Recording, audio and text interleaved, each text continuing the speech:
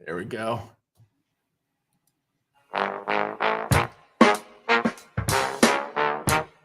Hey everyone, Thursday night, the backstory with I'm not even going to hide or introduce my co-hosts anymore. And this is her. Is this your least favorite theme music of all time, or your second? No, not maybe in my bottom 5%, maybe. You know, I played this in band when I was in high school and junior college. It's an old Maynard Ferguson tune. Mm-hmm. Very, it's got a little rock and roll, a little bite to it. So you lied about playing football? No, I did both. Wow. I was in football, and they actually wrote an article about me at my junior college and said, in the springtime he's playing in the band, and in the fall he's ringing bells with his helmet. Oh wow! I did not know that about you. I didn't know that you're musically talented. I'm not. He kept doing lower the volume whenever I was playing. What did you play? Trombone. Oh my goodness. Yeah, I was. My dad played, and I think his dad did too. But they were both actually pretty good. You have to have some skills to be doing that. The sad thing is, in junior college, it was an afternoon thing, and if they had put a breathalyzer at the end of the bell on my trombone and my buddy Tim's, those weren't productive days. Oh, that's funny. But anyways, hey, I'm so glad you're here.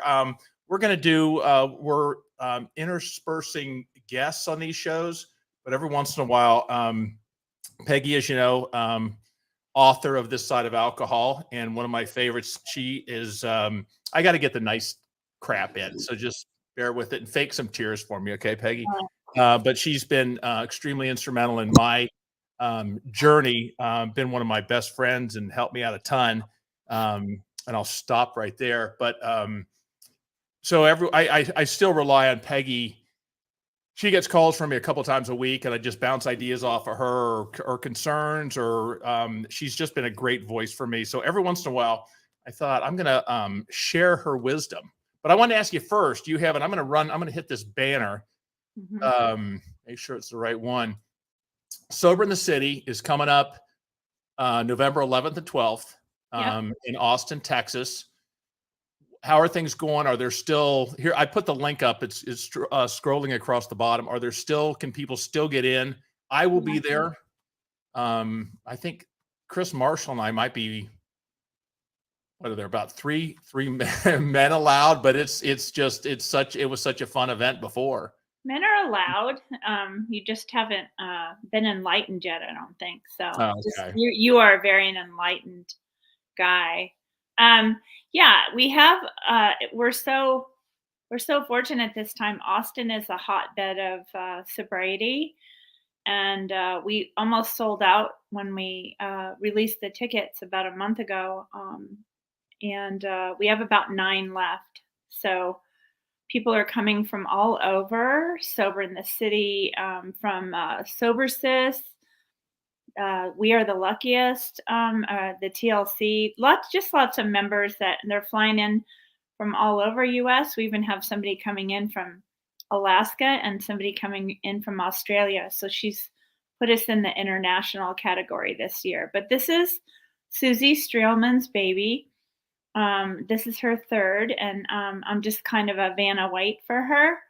But I will be hosting the meet and greet with on Friday night with Beth Bowen, and also Victoria Towner and Kathy Charles. So we're going to be talking about kind of custom building your own sobriety. I didn't hear my name mentioned there. Yeah. And you might be there. You are going to be there. I don't know what you'll be doing. How many people do you expect total? We had 150 tickets, and that's great. We have about 9 left. Fun. Well, there's Lisa's chatting in. She said hello, then she insulted me, then she said that she's going. So it looks like it's going to be fun. So Lisa's sick. It's going to be good. So tonight we're just going to go for half hour or so, but I had some questions that have been couple people sent some in and some that I have myself. And so we're going to just, I was going to say we're going to drill Peggy, but I guess that's probably a bad thing to say. I can't. So we're going to grill. That's the word I was going to say. Peggy on some questions. But now that you got your book out for about a year, I know it's going to get, here we go. There's the chat lighting up right now. So I'll just go down the list. With me, and this one kind of related to me because the one thing I didn't expect when I got sober was I was looking forward to the good stuff, but there was also a ton of emotions that I was able to drown before with copious amounts of beer that now I had to face. So the question was, how do we, and I guess you can ask, how do you prepare for the emotions that come with sobriety? And I'll even just backtrack on that. Did you get hit with emotions you didn't expect to face? What was your journey with that? I think whoever my higher power is, I'm actually kind of reconnecting with my, with my spiritual side. But I was pretty numb for the first, I'd say 6 weeks. I went to bed early, like at 6 o'clock. I really was completely just sort of shut down.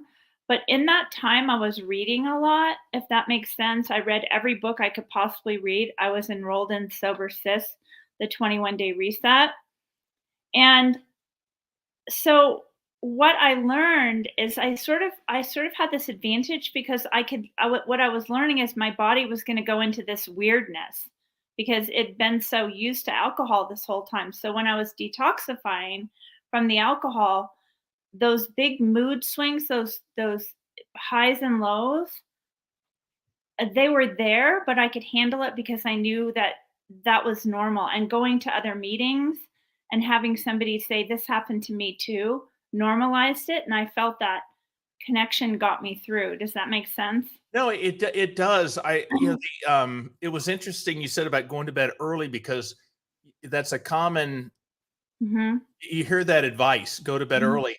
I was in the group that had trouble sleeping. I couldn't go to bed early. I didn't know. I used to joke about it, but I think there was truth in it. I didn't know how to fall asleep. I knew how to pass out. Right. And when I would try to go to bed sober, my mind just would take off with work, with, the whole sobriety thing, with all the, everything would just take off. There's no way I could have gone to bed early. I think I tossed and turned for a long while before I was able to settle down. Yeah, I think for me, because Paul had left me for a few weeks, then he came back and he was still so angry that I couldn't stand being around him. I could just feel the energy in the room, and he was mad, and he was, he was so angry, and he'd be nice to me one minute and then turn around and be angry the next, which is all very understandable for seeing someone you love turn into a crazy person.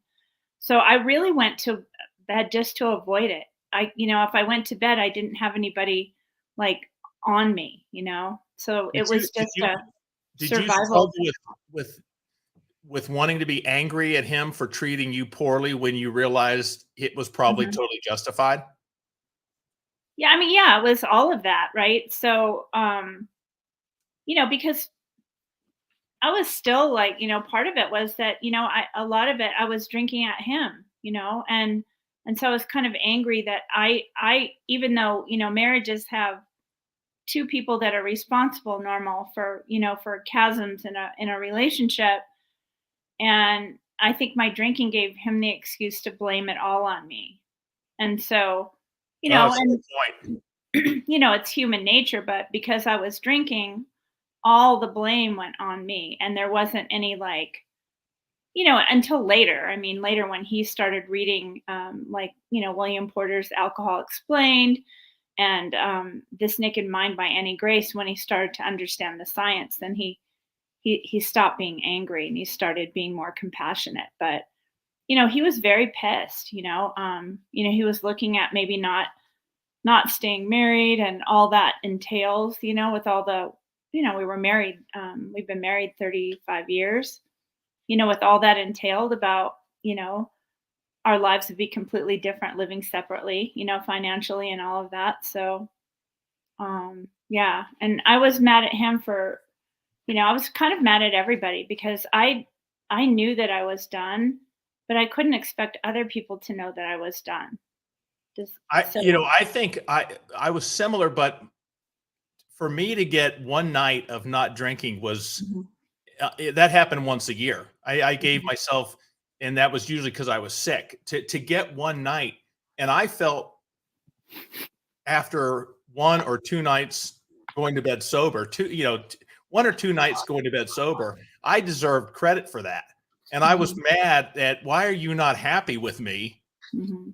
for I'm doing something. This is huge. I've never gone to. I couldn't even tell you unless I had Mhm. the flu when the last time I went to bed sober. Yeah. And it was like, I should deserve it. And I'm sure, she was looking at me going, it's day two, you know, maybe in a year, talk to me and I'll start giving you some credit. Mhm, But I was kind of mad. Why aren't you, giving me a ticker tape parade? I just went 24 hours without a beer, mhm. which I hadn't done in 30 years. So, all right. Next question. What we hear you talk about the good stuff, but what negatives did you encounter with sobriety that you did not expect? That I didn't encounter, I didn't think there would be such a chasm in my family, which still exists, but we're sort of working on it. I didn't expect to lose so many friends, but then I didn't expect to get so many real friends back. What why did you lose friends? Is there a general?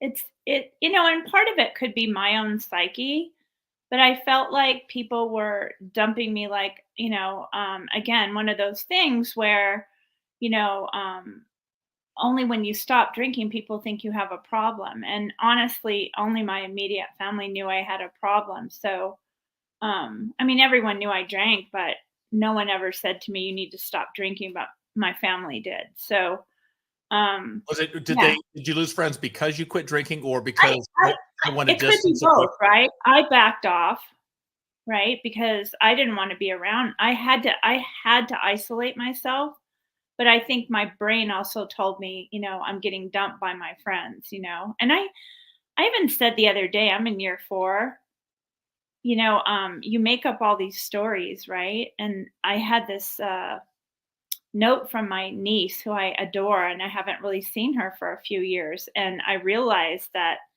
part of that is me, right? Because she wrote a letter and said, "I'm so proud of you. I love you so much, Auntie Peggy." And all this time I thought she was mad. I went to a wedding a couple weeks ago and I thought my nephew was mad at me. Our nephew married my daughter's best friend and I thought he didn't hug me when he saw me, so that internal dialogue was, oh, he hates me, but that wasn't true at all. So it's hard to really distinguish any of that because we still have those stories we tell ourselves. For me, I was so I wasn't I hate the word rock bottom.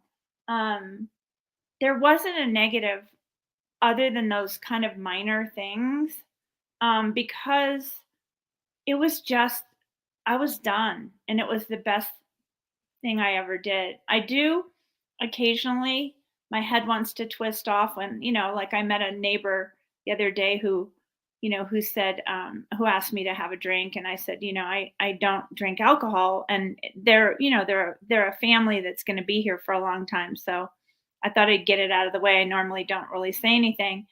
And the first thing out of her mouth, and not mean, but she said, "Oh, I have a couple cousins who are alcoholics." So there's that. So I'll introduce you. yeah, Well, yeah. you guys can just sit in the corner together. Well, I had one buddy in particular who I golfed with a lot. Well, not when I golf, we were always mhm, partners, just drinking, drinking, Well, when I got sober, um, I distanced from him mhm, and then recently saw him and I came back to him and said, mhm, "Hey, you know what?" And I didn't say this, but it's like, "Okay, I'm good. Let's do this golfing thing again." And he was like, oh, I know I have someone. He had moved on. So I just from him. And then when I came back to him, he was already, no, I found someone new. And it was just wait a minute. I thought you were just sitting here waiting for me, weren't you? That's interesting. Yeah. That's really interesting. Yeah, I was expecting to be embraced back. So would you have done sobriety any different now when you're looking back on it? I would have done it a lot sooner. I think we all say that. Those of us that, again, I'm a late drinker, right? I didn't have drinking problem till about 14 years ago.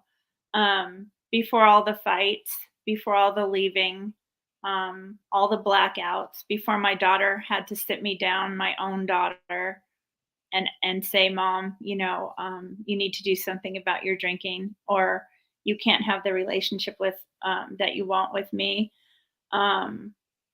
So yeah, I think the biggest thing is I wish I would have listened to those voices that were telling me to stop before. And even though nothing major happened to me, I think we justify it, right? It's almost like sometimes a DUI shakes you out of your, I don't know, your fantasy world, because, now that I'm completely sober, I look back and think, I could have killed myself. I know we all say that, but I didn't just drive home once without knowing how I got there. It was several times when I drank. And you know what? I shudder sometimes to think about what I could have given up and how extremely lucky I am. So the negatives are real small for me. It's that whole you hear that question, and if you could go back in time and talk to yourself, what would you say? Mm-hmm. I wouldn't have believed myself. Mm-hmm. I didn't. You could have told me how wonderful it is, the freedom you're going to get from sobriety. I wouldn't have believed you, let alone believing myself from the future. I would have said, you're crazy. That doesn't. Not at all. And I had to, sadly, hit whatever my bottom was. I had to go through the whole process until I was ready to embrace it. You said about your daughter with if you ever want to see your kids or your grandkids and have a relationship, you bring that up a lot. Was that your biggest? Oh, absolutely. Because you mentioned that a lot, and it's so I'm thinking that was it is the reason I put down the drink. And you and I were talking a little bit last night. She is the why. And that why carried me through until I was doing it for me. So the look, that look in her face, the fact that up to that point, she had made a lot of excuses for me. Mom, just eat when you drink. You never eat when you drink. And you work so hard, you're so tired. And to the point where she had even had it, right? Yeah, and so that was a huge two things I think that were saving my life. The fact that the price was way too high a price to pay for me to give up my daughter and 2 sets of grandkids.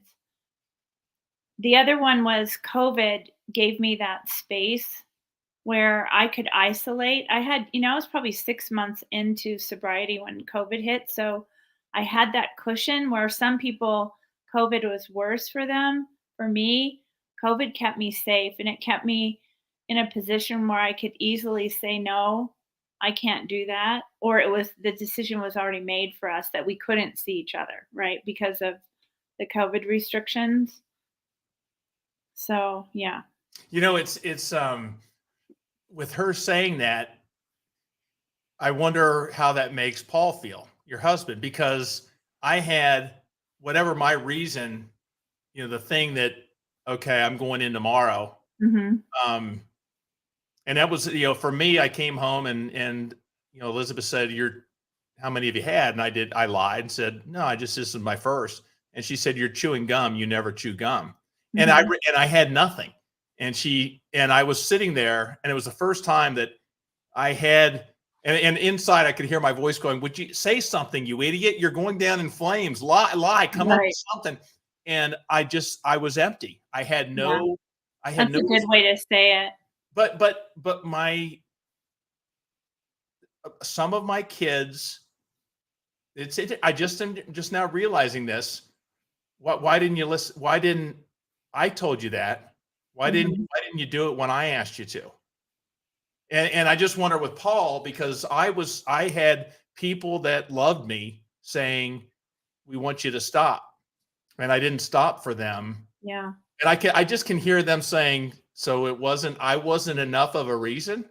Yeah. Well, and I'm sure Paul feels that way sometimes, right? Yeah, That that's not. and I think in the beginning, we're still working things out, but in the beginning, I wanted him back not because I wanted the marriage to work. I wanted him back because I didn't want my drinking to be the reason he left. I wanted to repair it, and then if he left, I could deal with it, but I couldn't live with myself if he left me because of my drinking. Yeah, and well, I just wonder, selfishly, if I was afraid that I couldn't even survive on my own and I didn't want to lose my safe place. Mhm. So I was, putting others through crap because I wasn't willing. I'll dump on them because I didn't have the guts to face life alone. I don't know. It's interesting, but Yeah, and the other thing is we always have to bring back in the fact that, we were addicted. I mean, we were addicted to an addictive substance, right? And, it's definitely, not a place I never wanna go back there. I don't wanna go back there. It was a living hell. And we all have the stories, but two of my best friends on a camping trip, and there were three beers left. I'd probably only had 98 through the day, right? but there were only three left, and I grabbed them because I needed them. And the Mhm. other two guys were, where are those other beers? And there was other people around, and I said, oh, there was only one left. And these were two of my best friends, You know? and the beer was more important. Well, I talk about it in my book, but I talk about a time where my brother had a pint of vodka. He just wanted a couple of vodka tonics. And the night before, I mean, he probably drank half the pint, right? But I drank the rest of it and put water in it. And I didn't have time the next day to It's replace it. And so I'm out in that backyard and my brother goes, "Can you make me a drink?" And I had to pull him aside and tell him what I did. I mean, I couldn't have felt lower than low. I mean, I I was the laughed lowest. only because I remember doing that. I did the same thing. And it's like, holy, another time where I think I'm the only one in the world that would do, and then you hear someone else. And that's after they had the night before saw me chugging out of a wine bottle in the kitchen. Mhm. So they had talked to me and I begged them not to tell Paul and they didn't. My brother was crying and my sister was crying because her sister died from cirrhosis. And so I say, I'll never do it again. And then the next day, I didn't have time to go to the store to replace that vodka, and that happened. Yeah, there are things that I have been. I told I told kids, I'll be honest, not to tell your mom when I got, and it's just now I'm putting them in the middle and having them lie to. It's just it's a it just a It is a mess, mess. just a mess. Um, what tools do you wish you had when you first got sober? Mm, I Is there can't anything really. that you will that would have made things easier, or you wish you'd known? No, because, that's the kind of person I am, honestly. I drank 150%. I got sober 150%. That day that I put down the wine glass, I just immersed myself 150% into sobriety. So no, I mean, I think that again, I had so many hundred I said I had hundreds of day ones and I've had day ones, I've gone 9 months, I've gone 3 months. Many times I said I stopped drinking and I completely lied about it. And, you know, maybe making the excuse that, you know, saying I hate bourbon when if that was the only thing in the house, I would be drinking bourbon. So not really. How about you? Um, uh, I was going to ask you if you reached out to others, because the tool is Mm-mm. people like you to talk to, because and I don't know how you even call this a tool, but I tried to do it myself. Mhm. I did everything, and the only person I had to talk to was myself. And I wish I had known about community and others and accountability. Not accountability, but talking to other people and sharing my story, But I think that's because why what I did it alone, and I am a lousy support for myself. yeah. Well, and I think that's, you know, like now you get to pay it back. You know, you're a certified path coach. You know, starting out your own coaching business, and I think that's the way you pay it back is by teaching men that it's okay to reach out for help.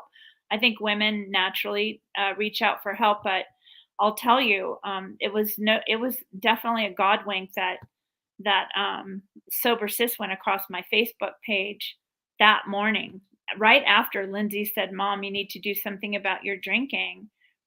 And I signed up immediately. And again, the connection, right? They have a Marco Polo group, which is a kind of video walkie talkie. And I made a video, and the 25 of us were bonded by August 1st when the reset started. I had 2 weeks to kind of bond with these people. I'm still friends with them. Sober Sis, you know, people say, "Oh my God, something saved my life." But Jen coming across my Facebook page literally saved my life. And my family didn't believe anything. They're like, "You need rehab. You know, you're not going to be able to get sober on a 21-day reset that costs $97." They just were, and, you know, Lindsay handed me a list of outpatient rehabs. They had a big discussion about going to rehab, all of that. And that wasn't my path. My path was exactly what I did, and, it's my own path, right? There's a lot of exceptions to this rule, but there's truth to the groups I've been in that are primarily women. Hands are going Mhm, up left and right. The mhm, groups I've been in that are primarily men are very quiet. mhm, And it's I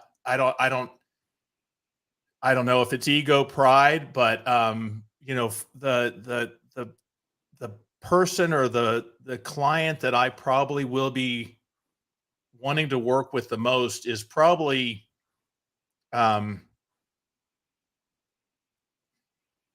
you know, it's like me. I've been in control my whole life. I mhm. provide for my family. You know, I take care of this. I da da da da da. And the last thing I want to do is then walk into a room and stand up in front of a bunch of people and say, "Hey, everyone, my name's Jeff, and I'm an alcoholic." Yeah, and, Because you know, that's there's just very, not very. enough, men coaches out there, and you and I have talked about this for, I don't know, 3 years now, and maybe for men, I don't know, I can't answer for them, but, you know, the one-on-one might be a better way to go, you know, that I you think it can, will you be. know, you've got the training to do that. I know I recommend you all over the place, so I can't wait to, you know, see your business, you know, up and running because, you know, I do think that that route is going to be very helpful for people because they men just don't ask for help. If if I walked into a group of primarily women, I felt safe. If I walked Mhm. into a group of men, I would have stopped at the door, and intimidation, whatever. But you know, my pride, I don't want to walk in and you know, just immediately stand up, because my whole life, you know, I joke about this. This is, Mhm. you know, if you and I are on the couch, the last thing I want is for you to take this, because I'm in control. I'll handle the remote. And alcohol took it away from me. Yeah. And for the first time, I had to sit there, and I no longer had the remote. Alcohol had it. It told me what we're going to watch, when we're going to watch, it. And I want the damn remote back. Yeah. And that's all just give me the frickin' remote back. Can you just tell me one thing? Yeah. Before, I know we're almost at time, but can you tell me what a remote feels like? I've never touched one. And you shouldn't start. Why are you making fun of that? No, I've never been able to touch one. Like, he has complete control over the remote. But that's how this is, and I get that, and I know we're kind of joking and having fun, but that is a control thing, and I can control money. I can control a lot of things. Alcohol stole the remote. Do you realize that my husband has tried to mute me with the remote? That button you have to pay extra, and it's a costly fee. No, it's I believe it, but that's a good way for me to understand, for me to accept, because I lost control of the remote and I want it back, is how I describe with alcohol, because everything, and I think that's maybe not that uncommon. There's a lot of successful men that and women too. Don't get me wrong. I'm just saying, as a man, I think my market is to go after men. So I'm not saying that I'm with this. No, I'm just saying that I think with a lot of men, there are, they're running businesses, they're running everything, but they're not running their life when alcohol it took control and they want it back. And so that's where I think I think for women, there are a lot of women coaches. And I think, but that's the one thing, I don't think there's not a lot of men. Well, there isn't. There just isn't. So I'm really excited for your future, and you're going to be a great coach. You're a shitty friend, but you're going to be in the bushes. And I go, Peggy, he's saying that, what do I say now? And just have you tell him. Right. I just need you. Who is Cyrano de Bergerac? I don't even remember who that was, but someone hiding in the bushes giving advice. I just need you there for me. No, it's good. The only other question is, and one last thing. Is there anything you still miss about the old Peggy? Did you lose anything? I miss numbing out sometimes. I wish, just to come home and taste that. I don't want to, I hate the word trigger. I hate that word. But numbing out for me, just checking out. And I miss wine tasting. I miss wine tasting of all the things. And sometimes I miss fitting in, because I've never really had a problem socializing, and without alcohol, that's not always, it's getting better all the time. I just do know that I don't go anywhere where alcohol is the main event. I'm not comfortable there. So, and so wine tasting is really something I've really kind of had to let go of, because it really is the main event. And I miss seeing all of your face. Oh, sorry. No, you know what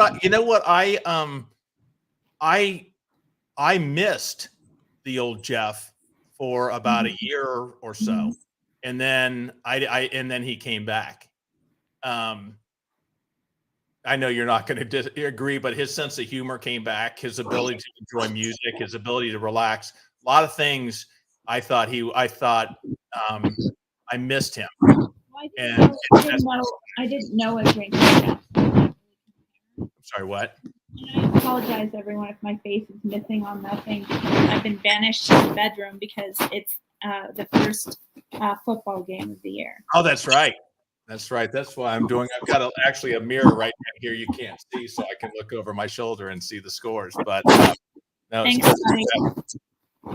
so, all right. Well, look, it's 35 minutes, and I think we're just gonna save some of these, and every once in a while, I just love checking in with you. Yeah, me too. I know we have a bunch of guests coming up that we're gonna have. This is always Thursday nights are so much fun. All right. Take care, my friend. All right. Oh, I gotta close with our, Oh yeah. I was on a meeting and someone sang, and my voice feels paint, so it ain't gonna happen. I can get my trombone out though. Maybe I'll do that next time when I can crank a few. I love that. All right, Peggy, you're the best, and we will see everyone next week. Take care, everyone. Okay.